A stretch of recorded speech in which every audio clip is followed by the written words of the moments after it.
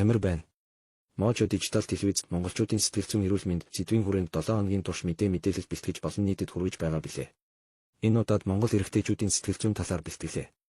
Монгол эрэгтэйчүүд ихэвчлэн дотогшоо уг багтаа сэтгэл хөдлөлөө илэрхийлэхээс зайлсхийдэг нь уламжлалт соёл, нийгмийн хүлээлт, өсч торносон орчин зэрэг олон хүчин зүйл нөлөөлдөг. Монгол эрэгтэйчүүд сэтгэл хөдлөлөө илэрхийлэхээс болгоомжилдог. Эр хүн уйлдаггүй гэх ойлголтоос үүдэлтэйгээр эрэгтэйчүүд дотоод мэдрэмжээ ил гаргахгүй байх нь илбэг. Гуниглах шансан үедээ бусдаас зайгаа барьж асуудлаа өөрөө шийдэхийг хичээдэг. Монгол эрчүүд хариуцлагын мэдрэмж өндөртэй байдаг нь эргээд дарамтад орох шалтгаан нь болдог. Гэр бүлээ хамгаалах, дижих үүрэгтэй гэсэн хүлээлтээс болж эрчүүд дарамтад ордог. Энэ нь стресстэй үед дуугаа хураах, асуудлаа ганцаараа давахыг ирмэлцэх байдалд хүргэдэг. Үгээрээ гэхээсээ үйлдэлээрээ хайр халамжаа илэрхийлэх хандлагатай. Уг хэлээрээ илэрхийлэхээс илүүтэй үйлдэлээр хайраа илэрхийлэх нь түгээмэл. Эрэгтэй хүмүүс нийтлэхээрээ өөрийг нь хэрэгтэй хүн гэж мэдрэхийг хүсдэг. Асуудлыг шийдэж чадахгүй бол үн цэнгүй мэд санагдах гэх мөн түгээмэл айцтай. Иймээс эрэгтэй хүнийг нэгдүгээрт ойлгож өгөх ёстой. Тэдэнд сэтгэл хөдлөлөө илэрхийлэх орон зай хэрэгтэй байдаг. Шууд ятгах, шахах бус зөөлөн дэмжих нь чухал.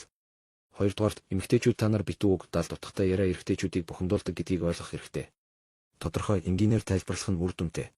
Гуравдугаарт эрэгтэйчүүдийг сонсож сур, шийдэл шаардахгүйгээр зүгээр л яриаг нь сонсож ойлгож байгаагаа мэдрүүлэх нь маш чухал. Хамгийн чухал нь өөрийг нь хүчтэй, үн цэнтэй гэдгийг мэдрүүлэх. Чи надад хэрэгтэй, чамайг хүндэлж байна гэсэн мэдрэмжийг өгөх нь тэднийг урамшуулдаг. Эрэгтэй хүмүүс гаднаасаа хатуу хүндиймэд харагдавч дотроо эмзэг урам авахыг хүсэж халамж мэдрхийг ирмэлцдэг. Тэдэнд яран дүгнэлт хийхийн оронд ойлгодог, дэмжигч байдлаар хандхад харилцаа илүү гүн гүнзгий, бат бох болно. Мэдээлэл хүргэлээ.